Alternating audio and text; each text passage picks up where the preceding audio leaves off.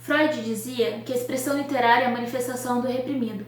Nesse sentido, para encontrar palavras para exprimir tantas coisas que permanecem mudas em nós, vou fazer uso de 2 livros, O Nau dos Amoocos, da Sloane Machado, e Desgarrados, da Edda Nagamaia, e fazer um texto a partir do fragmento desses dois livros, para assim exprimir uma nova roupagem. Vamos lá?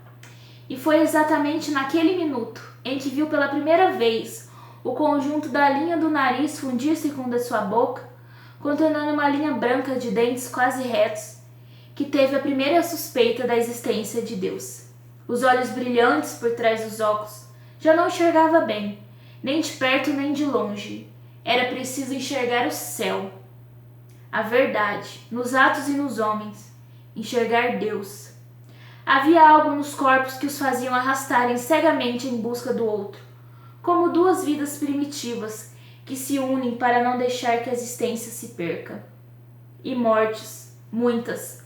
Depois de morto, Deus faria as contas desse parteiro, sem calculadora, sem balança, os nascimentos e as mortes, se bem que as mortes podiam ser partos, renascimento para uma eternidade de danação ou júbilo celeste. Tinha medo do futuro, medo de ter filhos, medo do que aconteceria, medo da fome, da seca, medo de haver guerra, medo de cair, medo de enlouquecer, medo de morrer e medo de ter medo. O futuro era sempre da ordem do incerto, então entre ir ou ficar, preferia sempre voltar. A sombra volta, o pensamento, de quando esteve à beira, a sombra que ele próprio não conseguia encarar. Talvez por isso desgarrou, por medo, por repulsa.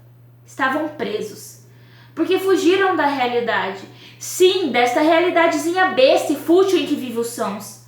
Cada um que tenta fugir dela, criando sua própria realidade ameneada e amordaçado, depois amortecido, pela mesma química que os livres usam para suportar a vida. Qualquer um pode trocar de rim, de fígado e até de coração, mas quem se atreve a fazer as malas e sair de si é barrado no primeiro posto de fiscalização. Deve haver outros abandonos, da esperança, da sorte. Não tinha certeza se ele também não tinha lhe virado as costas. Era urgência.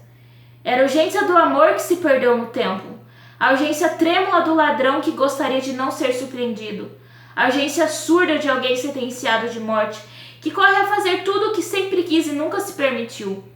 A mesma urgência desesperada de um bebê que aguarda a chegada do leite, sem que as palavras possam socorrê-lo.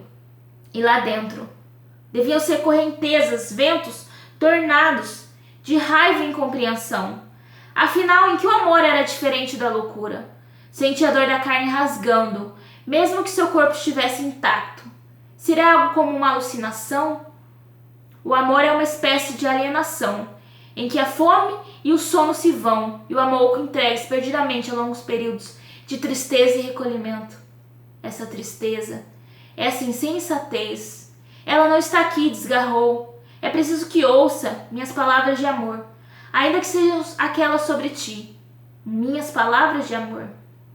Isso os unificava e fazia deles uma massa de humanos sem voz, já que não adianta pedir para nunca mais voltar, que a morte esqueça deles. Por uns tempos, uma calmaria para o povoamento do ninho de ventre e braços, que a morte cuidasse de sua tarefa longe dali, isso de buscar passar o foice e levar embora. Longe, vai? Viver é mesmo um intervalo de tempo, no qual a luz dos olhos mantém-se acesa dia e noite. Depois que perdeu a fé, tomou o gosto de si, do corpo. Acreditava que os humanos podiam conter em si a semente da qual nasce o querer fazer bem ao outro. E assim se dá conta de si, deste instante, por suspender e fazer durar, para que se lembre, para que jamais esqueça isto. Muito mais do que contentamento, se sente transbordar, iluminar por dentro, por si, outro tipo de fé.